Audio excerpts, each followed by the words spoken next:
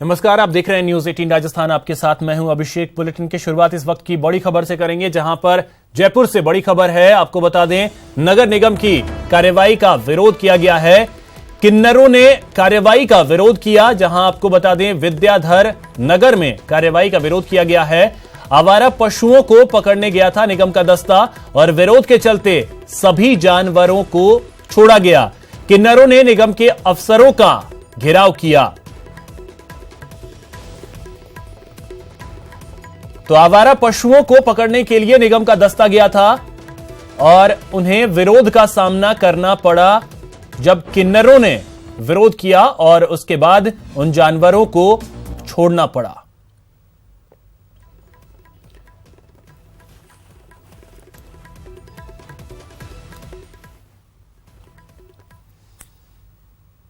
रुक करते हैं अगली खबर की ओर। गुर्जर आंदोलन के कारण हिंडौन सिटी रेलवे स्टेशन पर ट्रेनों का आवागमन बंद हो गया है।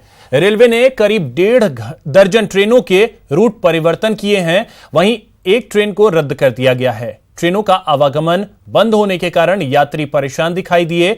वहीं रेलवे स्टेशन पर सुरक्षा कड़ी कर दी गई है। रेलवे अधिकारी ने बताया कि मुंबई की ओर जाने वाली Janata express, Paschim express, Mewar express, Dehradun express के मार्ग परिवर्तित कर दिए गए हैं। वहीं दिल्ली की ओर जाने वाली train, Kota Patna passenger train, Mathura Ratlam passenger train, Dehradun express, Janata express, Paschim express सहित अप और डाउन रूट के 1.5 दर्जन गाड़ियों का जो मार्ग है वो परिवर्तित किया जा रहा है। इसके अलावा मथुरा सवाई माधोपुर पैसेंजर ट्रेन को बयाना रेलवे स्टेशन पर रोककर रद्द कर दिया गया।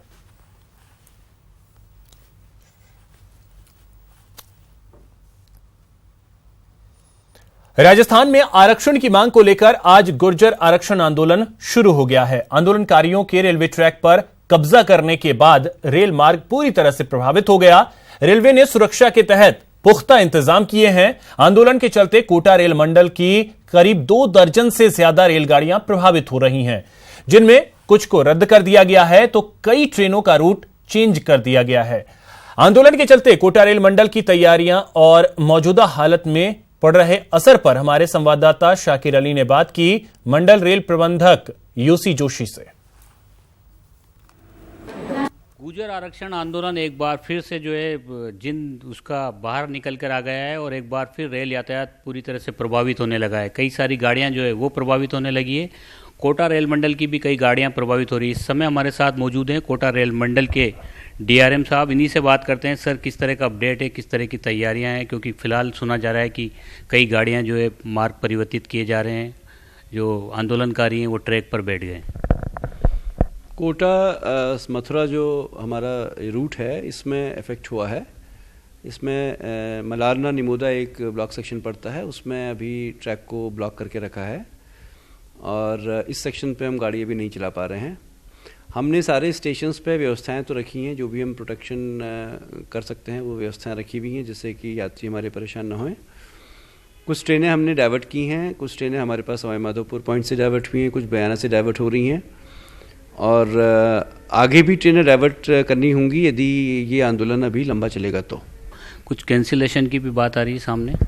कुछ ट्रेनें हमने कैंसिल कर दी हैं जो बिल्कुल वहाँ पर थी, कुछ ट्रेनें हमने कैंसिल कर दी हैं और बाकी को डाइवर्ट किया हुआ है। और टिकट कैंसिल की बात करें तो टिकट कैंसिल के भी आ रहे हैं, लग रहा है लोगों को वो टिकट कैंसिल करवा रहे हैं। जिन ट्रेनों में कैंसिलेशंस है उसमें तो हमने स्टेशंस पे अनाउंसमेंट भी कर दिए हैं और जहाँ पर जिनको रिफ़ंड दे है उनको पूरा रिफ़ंड भी दिया जा रहा है। हमारी व्यवस्थाएं अपनी तरफ से पूरी हैं स्टेशनों पर। तो कोटा रेल मंडल की ओर से व्यवस्थाएं पूरी दुरुस्त की गई है। कोशिश ये की जा रही है कि मुसाफिरों को जो है कोई खामियाजा नहीं उठाना पड़े और डीआरएम की तरफ से भी अपील की जा रही है कि पटरी पर ना बैठ करके वार्ता के जरिए इस मसले को सुलझाया जाए, ताकि मुसाफिरों को भी दिक्कत ना हो और रेलवे की जो संपत्ति है उसको भी नुकसान ना हो। कैमरा पर्सन मुकेश शाकेवाल के साथ शाकिर अली, न्यूज़ 18 कोटा। वहीं गुर्जर आंदोलन की वजह से देर शाम गुर्जरों ने अजमेर से बीकानेर राष्ट्रीय राजमार्ग संख्या 89 को जोड़ने वाले स्टेट हाईवे पर माकड़वाली के पास जाम लगा दिया। समाज के युवाओं ने सड़क के बीच में पहुंचकर टायर जलाए और जमकर नारेबाजी की। इस दौरान दोनों तरफ वाहनों की लंबी कतारें लग गई। जाम की सूचना मिलते ही मौके पर पहुंची पुलिस ने समझाइश के बाद जाम को खुलवाया।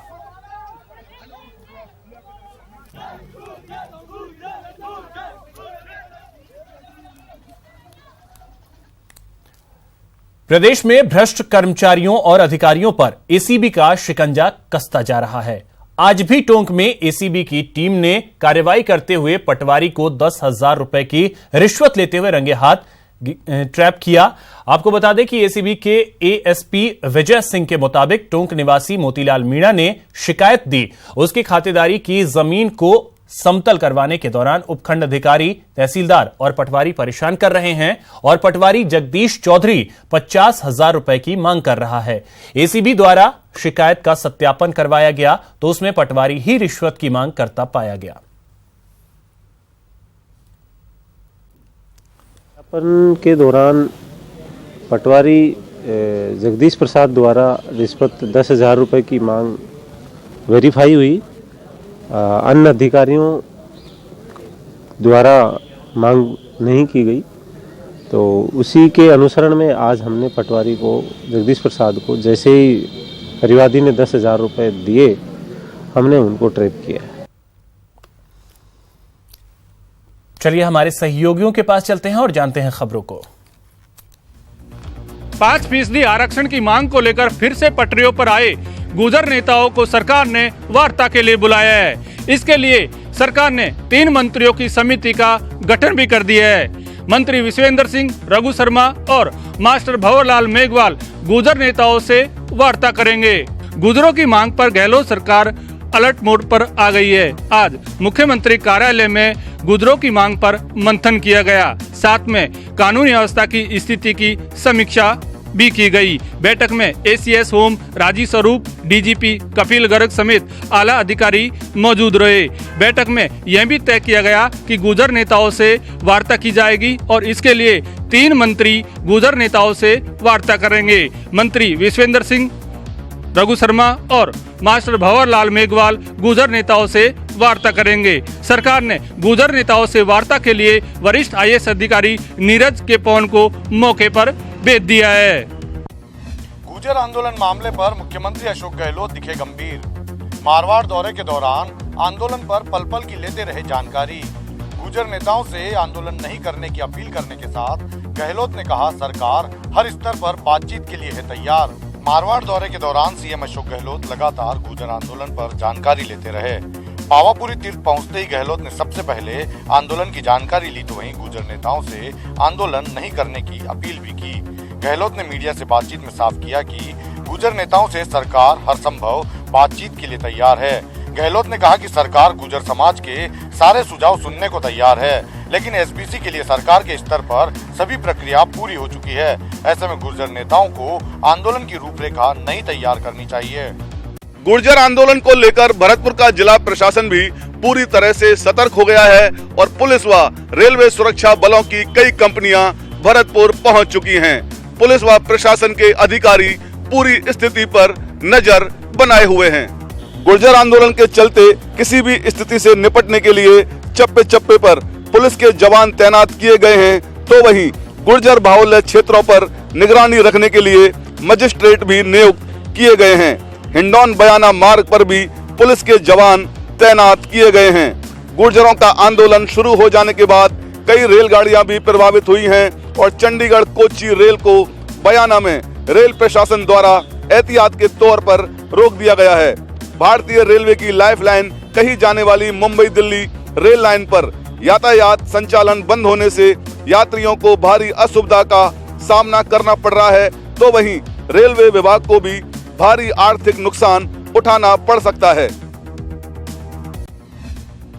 मुख्यमंत्री अशोक गहलोत 1 दिवसीय दौरे के तहत आज सिरोही पहुंचे, जहां उन्होंने रहुआ गांव में दिवंगत कांग्रेसी नेता वीरभद्र सिंह को श्रद्धांजलि अर्पित की और परिवार को ढांढस बंधाया। इसके बाद गहलोत पावापुरी पहुंचे, जहां दिव्यांगों को 500 से ज्यादा इक्विपमेंट भेंट किए।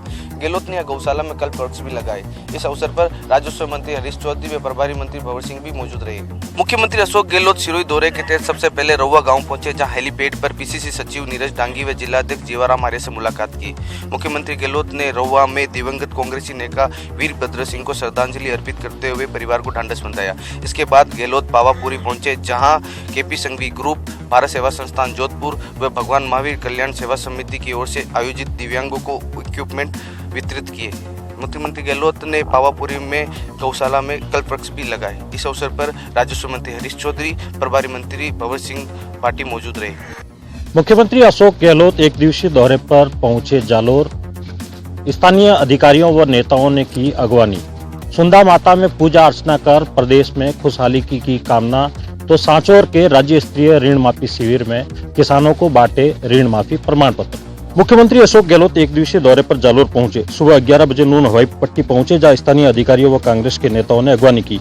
तत्पश्चात हेलीकॉप्टर द्वारा सुंदा माता पहुंचकर प्रदेश में खुशहाली की कामना को लेकर पूजा अर्चना की। वहां से वे सीधे विश्व की सबसे बड़ी गौशाला पथमेड़ा गोदाम पहुंचे, जहां उन्होंने परिक्रमा के बाद गौ माता की पूजा अर्चना की। तत्पश्चात सांचौर डाक बंगले में आयोजित राज्य स्तरीय ऋण माफी शिविर में भाग लेकर किसानों को ऋण माफी प्रमाण पत्र वितरित किए। इस दौरान उन्होंने भाजपा की पूर्ववर्ती सरकार पर कहीं कटाक्ष लगाते हुए कांग्रेस सरकार की योजनाएं भी बताई। इस मौके पर गहलोत सरकार के राजस्व मंत्री हरीश चौधरी, ऑपरेटिव मंत्री उदयलाल आंजना, जिला के प्रभारी मंत्री भंवर सिंह भाटी, वन एवं पर्यावरण मंत्री सुखराम बिश्नोई, कांग्रेस जिलाध्यक्ष डॉक्टर समरजीत सिंह व पूर्व मंत्री रतन देवासी सहित जिले के स्थानीय नेता भी मौजूद थे। प्रदेश व्यापी आह्वान के तहत आज बीकानेर शहर व देहात भाजपाइयों ने जिला कलेक्ट्रेट पर प्रदर्शन किया और गिरफ्तारियां दी। प्रदेश के सभी किसानों के संपूर्ण कर्ज माफी के साथ साथ स्वर्ण को 10% आरक्षण दिए जाने की मांग करते हुए शहर व देहात भाजपाइयों ने सबसे पहले कलेक्ट्रेट में सभा की और इस दौरान जिले के लगभग सभी नेताओं ने कार्यकर्ताओं को संबोधित किया। शहर अध्यक्ष सत्यप्रकाश आचार्य और देहात भाजपा अध्यक्ष नोखा विधायक बिहारी बिश्नोई ने कार्यकर्ताओं को संबोधित करते हुए कहा कि कांग्रेस ने चुनावों से पहले किसानों को ऋण माफी के नाम पर छला था और उसी के चलते जनता ने कांग्रेस पर भरोसा जताया था, परंतु सरकार बनने के बाद कांग्रेस किसानों का संपूर्ण ऋण माफी नहीं कर रही है।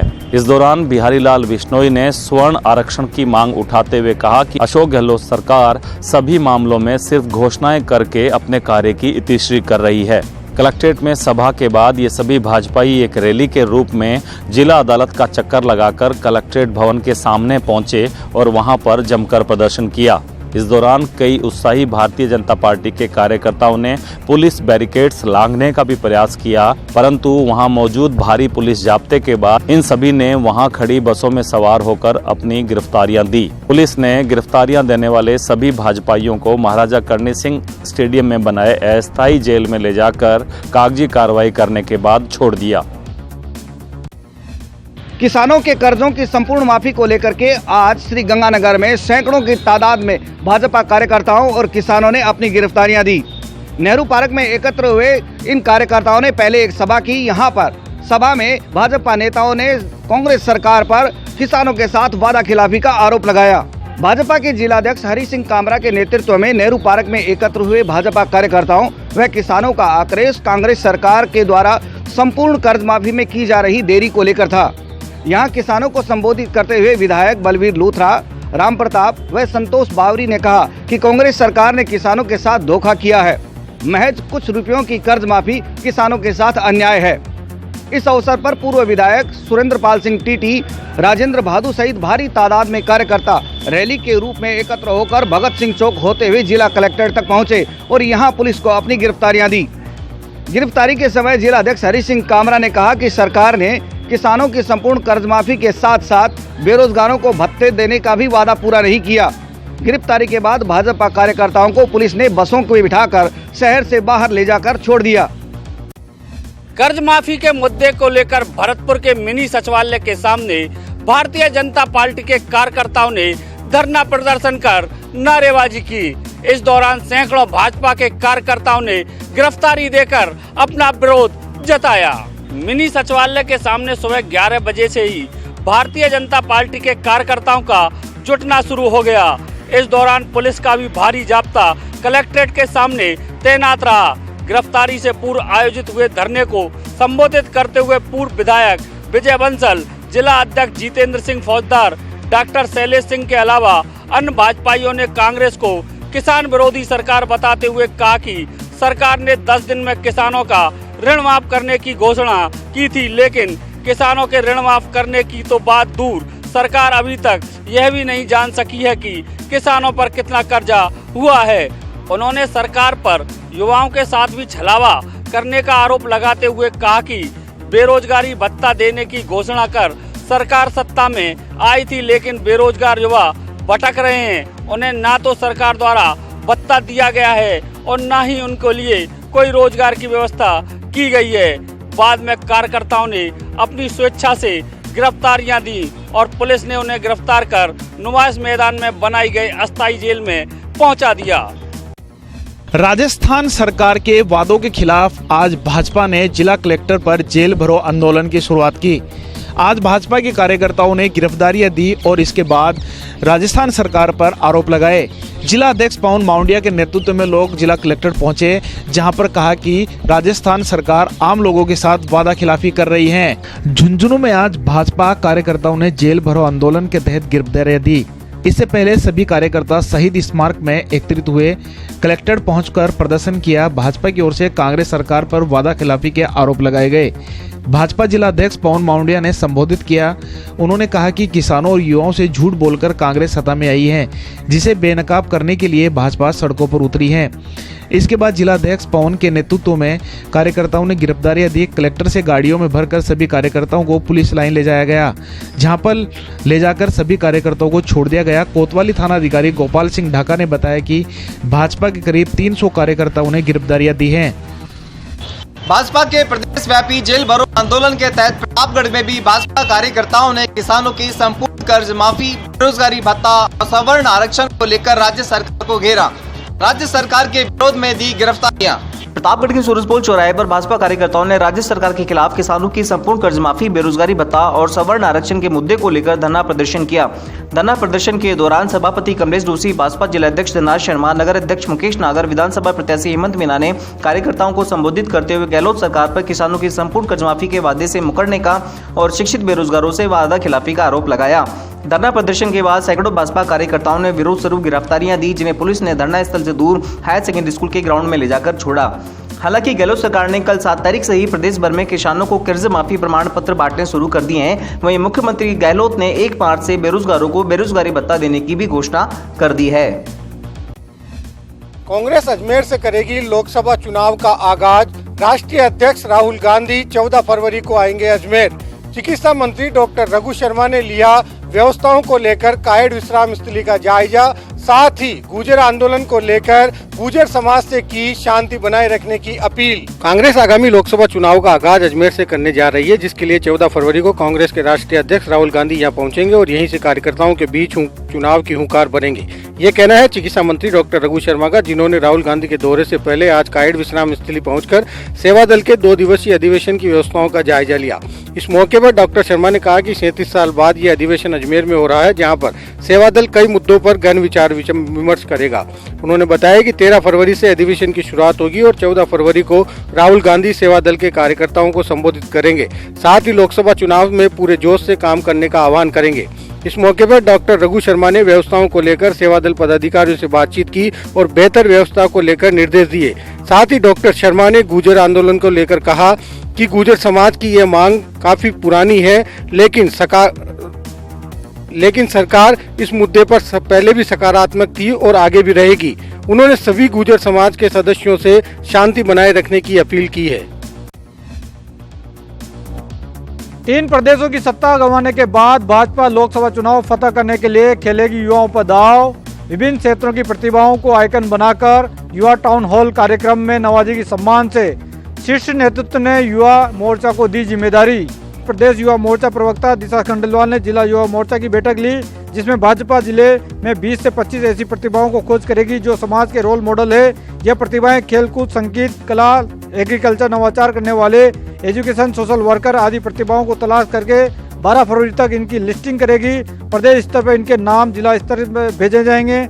यह स्क्रूटनी के बाद राष्ट्रीय स्तर पर इनकी स्क्रूटनी होकर आइकन का नाम दिया जाएगा।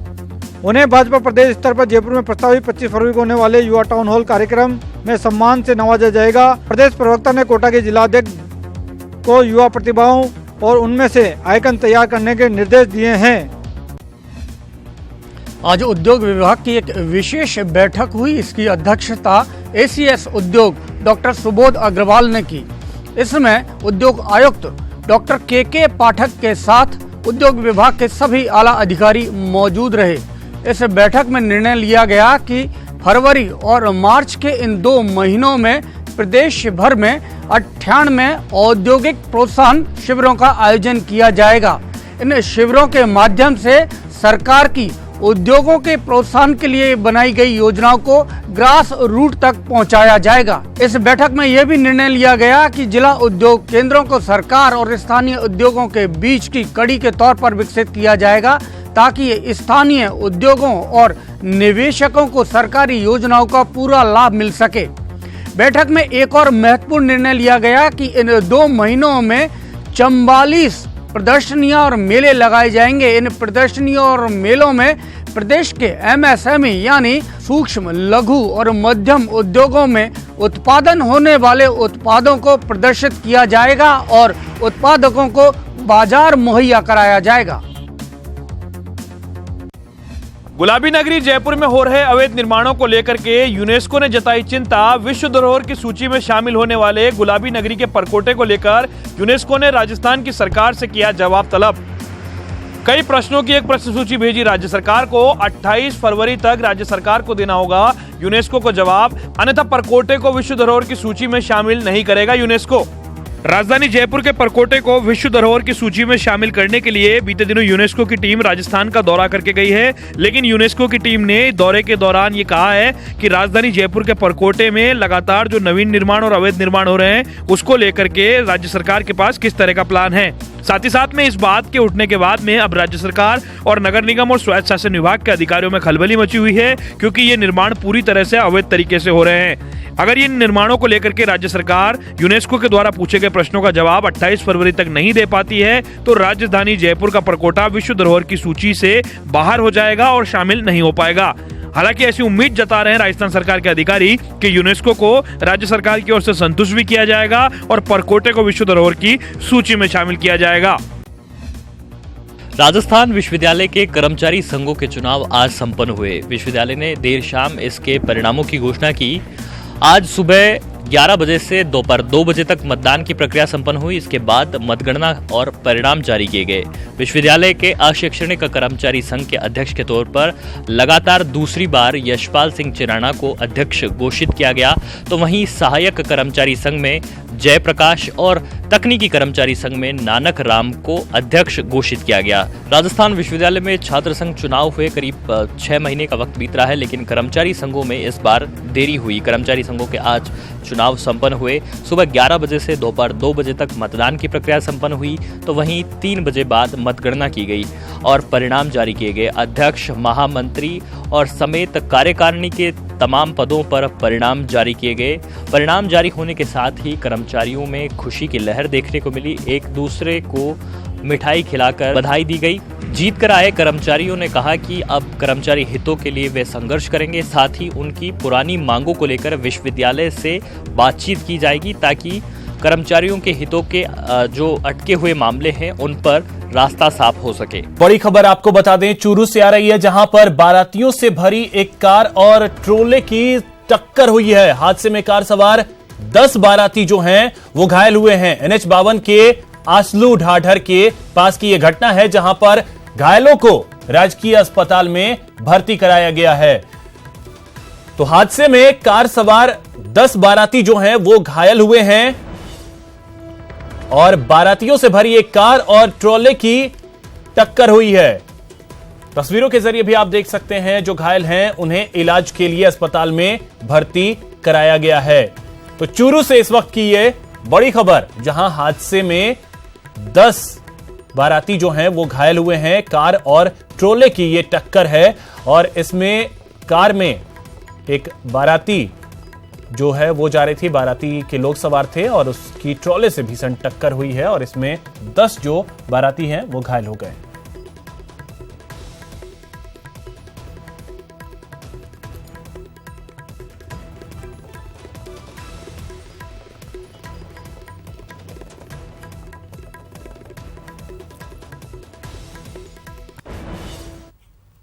तो चलिए अब हमारे सहयोगियों के पास चलते हैं और जानते हैं खबरों को।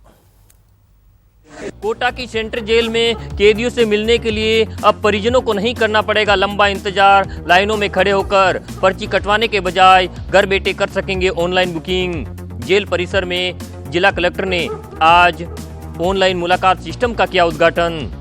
कोटा की सेंट्रल जेल प्रदेश की संभवत पहली ऐसी जेल बन गई जिसमें ऑनलाइन सिस्टम के जरिए अपने परिजनों से मिलने के लिए घर बैठे बुकिंग करवा सकते हैं। ई रजिस्ट्रेशन के कारण बंदियों से मिलने के लिए अब परिजनों को लंबा इंतजार करने की परेशानी से राहत मिलेगी। जेल परिसर के मुख्य गेट पर बने कंप्यूटर कक्ष में जेल अधीक्षक सुमन मालीवाल की मौजूदगी में आज जिला कलेक्टर मुक्तानंद अग्रवाल ने ऑनलाइन मुलाकात सिस्टम का उद्घाटन किया।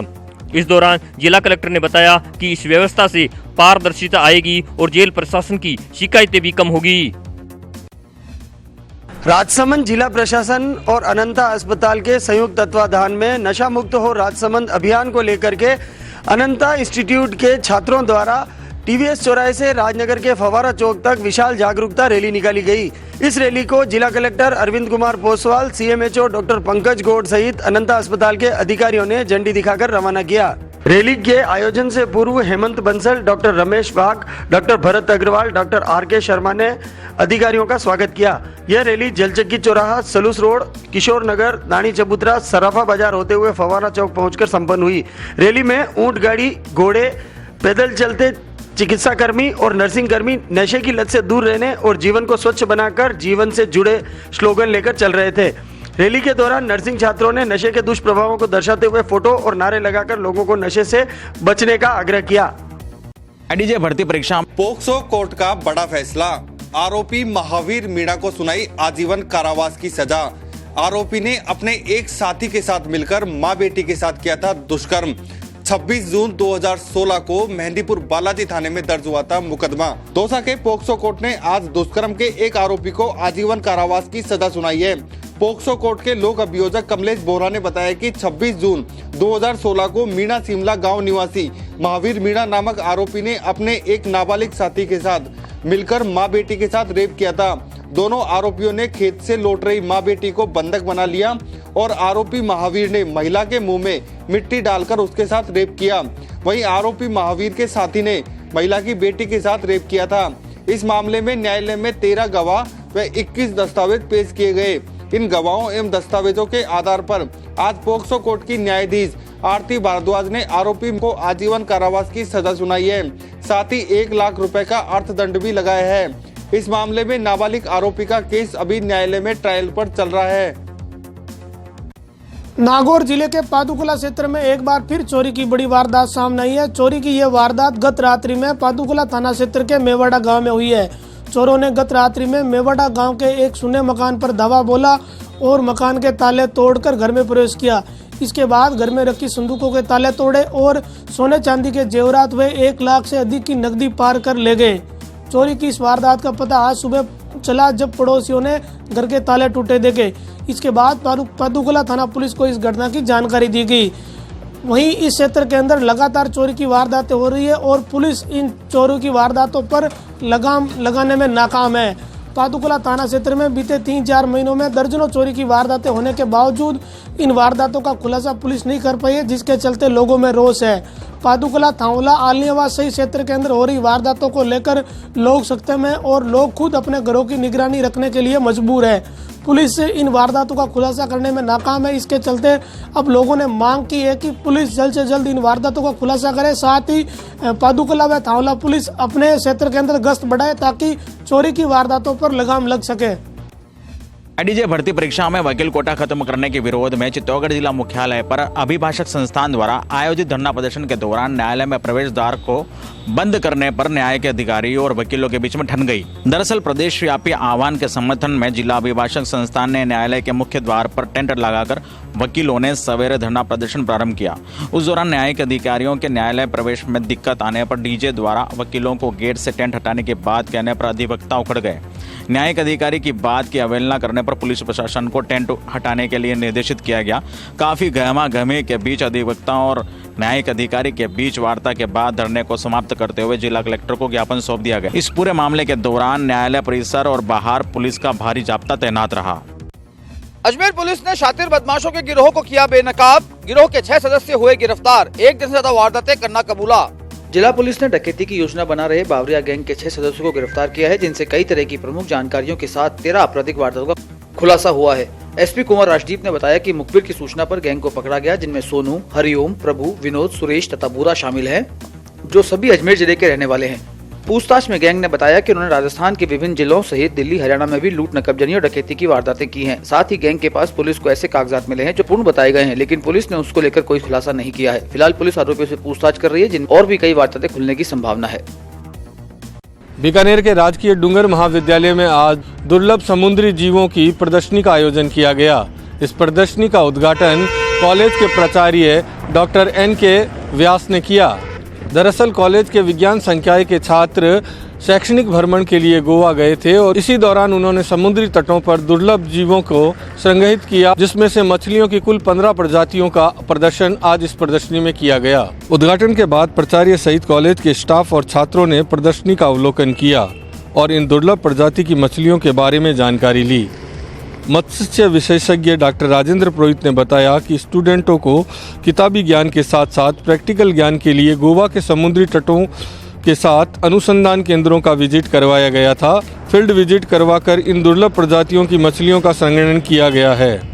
इससे स्टूडेंटों को फील्ड प्रैक्टिकल का अनुभव मिला है। साथ ही इस प्रदर्शनी का उद्देश्य स्टूडेंटों के साथ साथ आम आदमी को भी विभिन्न प्रजातियों की फिशों के बारे में जानकारी देना है, जो सभी के लिए उपयोगी होगा।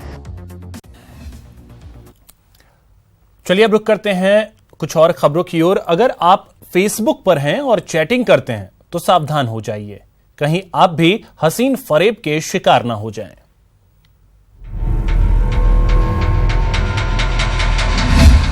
फेसबुक पर सावधान, फेसबुक पर फरेब ही फरेब,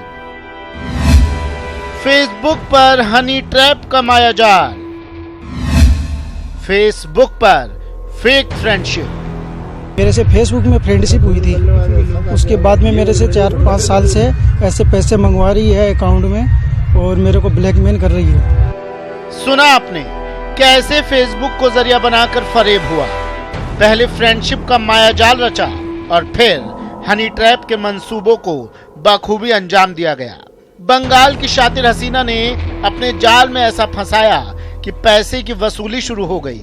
नहीं देने पर धमकी और ब्लैकमेलिंग का सिलसिला शुरू हो गया। मेरे को ब्लैकमेल कर रही है, बार बार धमकी दे रही है, तेरे पिताजी को बोल दूंगी, भैया को बोल दूंगी, नहीं तो तू मेरे अकाउंट में पैसे डाल। मायाजाल में फंसे तो निकलने के लिए सौदेबाजी हुई। शातिर हसीना ने मुंह खोला तो साफ साफ कहा, बचना है तो 20 लाख दो। किसी तरह सौदा 13 लाख में तय हुआ। आज पैसे देने की बात हुई थी 13 लाख रुपए की, 13 लाख रुपए का तो हुआ नहीं, तो 2 लाख रुपए मैंने बोल दिया कि 2 लाख रुपए तो आप लो और मैं और करता हूँ बंदोबस्त। बातों और मुलाकातों का सिलसिला लंबा चला, लेकिन फेसबुक वाली फरेबी हसीना का असली चेहरा सामने आने में 5 साल लग गए और शातिर हसीना सलाखों में पहुंच गई। फिर तो 4-5 साल से जान पहचान दी।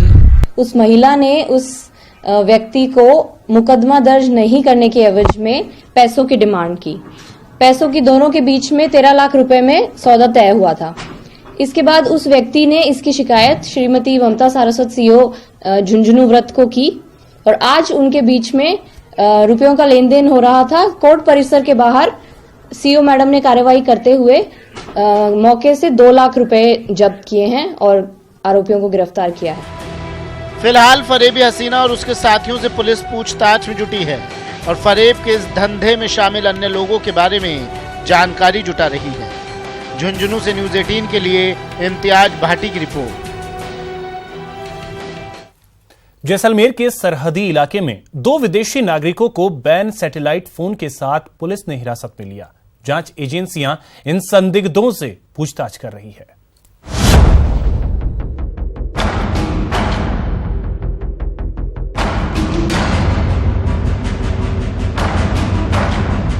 पुलिस की पकड़ में आए ये वो विदेशी नागरिक हैं जिनके पास सैटेलाइट फोन मिलने के बाद पुलिस से लेकर सुरक्षा एजेंसियों में हड़कंप मच गया। जैसलमेर का यही वो रेतीला इलाका है जो भारत पाकिस्तान सीमा से बेहद करीब है। लिहाजा सुरक्षा एजेंसियां यहां की हर गतिविधि पर नजर रखती हैं। लेकिन मिलिट्री एजेंसी अचानक हरकत में आ गई जब सीमा से सटे खोहड़ी इलाके में सैटेलाइट फोन की जानकारी हुई, जिसके बाद पुलिस और मिलिट्री एजेंसी की संयुक्त कार्रवाई में 2 विदेशी नागरिक को सैटेलाइट फोन के साथ हिरासत में लिया गया।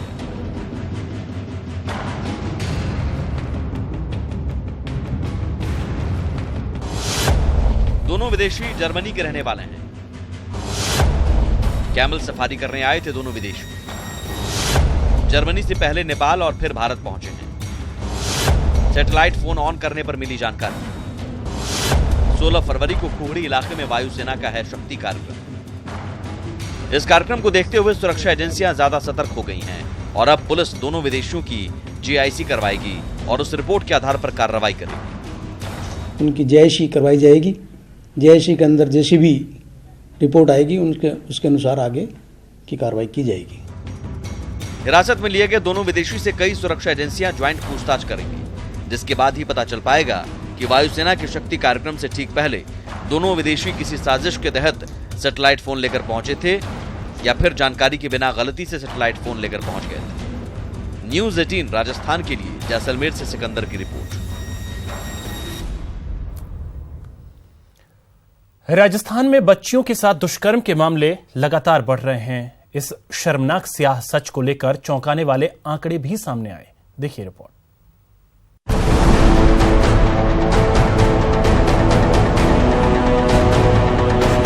केंद्र और प्रदेश सरकार ने दुष्कर्म की वारदात पर लगाम लगाने के लिए भले ही कानून को सख्त किया हो, लेकिन राजस्थान में दरिंदगी की घिनौनी वारदात के मामले लगातार बढ़ रहे हैं। ये चौंकाने और डराने वाले आंकड़े राजस्थान पुलिस के रिपोर्ट से सामने आए हैं, जिसके मुताबिक साल 2017 में हर रोज 4 बच्चियों के साथ दुष्कर्म के मामले सामने आए, जबकि साल 2018 में हर रोज 6 मासूमों के साथ दरिंदगी के मामले सामने आए।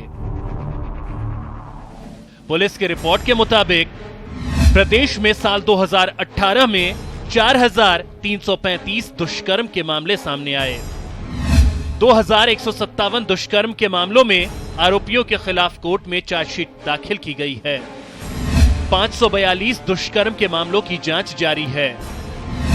1,636 दुष्कर्म के मामले फर्जी पाए गए। लेकिन उससे भी शर्म की बात तो यह है कि दुष्कर्म के इन मामलों में 2,213 बच्चियां दरिंदों का शिकार बनी हैं और उसमें 80% स्कूल जाते समय बच्चियों के साथ दुष्कर्म किया गया। हालांकि दुष्कर्म के बढ़ते आंकड़ों के बारे में कानून के जानकारों का कहना है कि मुकदमा दर्ज होना और उस पर अनुसंधान के बाद रिपोर्ट दर्ज होना दोनों ही अलग बात हैं। तो मुकदमे दर्ज होना एक अलग विषय है, उस पर अनुसंधान होके रिपोर्ट होना वो दूसरी बात है। कोर्ट की कार्रवाई चलती है, अनुसंधान के परिणाम जो आता है उसके आधार पर। तो वहीं सामाजिक कार्यकर्ता दुष्कर्म के बढ़ रहे मामलों को लेकर सरकार को अपने एजेंडे में प्रमुखता से शामिल करने की बात कह रहे हैं। जो आंकड़ा अभी निकल के आया है कि बालिकाओं के साथ पर डे 4 से 6 मामलों में ये बढ़ोतरी हुई है, तो मैं समझती हूँ कि ये गंभीर विषय तो है ही किसी भी सरकार के लिए और किसी भी सत्ता के लिए, और उनको प्रमुखता से अपने एजेंडे में इसको शामिल करना चाहिए। प्रदेश में 33 जिलों में दुष्कर्म की वारदात के आंकड़ों पर नजर डालें तो राजधानी जयपुर और अलवर जिले में दुष्कर्म के मामले सबसे ज्यादा सामने आए हैं, जबकि प्रदेश के 6 जिलों में बच्चियों के साथ दुष्कर्म की 100 से ज्यादा वारदात सामने आई हैं, जिसमें जोधपुर, भरतपुर, उदयपुर और 12 जिला शामिल हैं। ये आंकड़े बेहद डरावने हैं, जो बयां कर रहे हैं कि प्रदेश में बेटियां महफूज नहीं हैं। न्यूज़ 18 राजस्थान के लिए जयपुर से राकेश गोसाई की रिपोर्ट।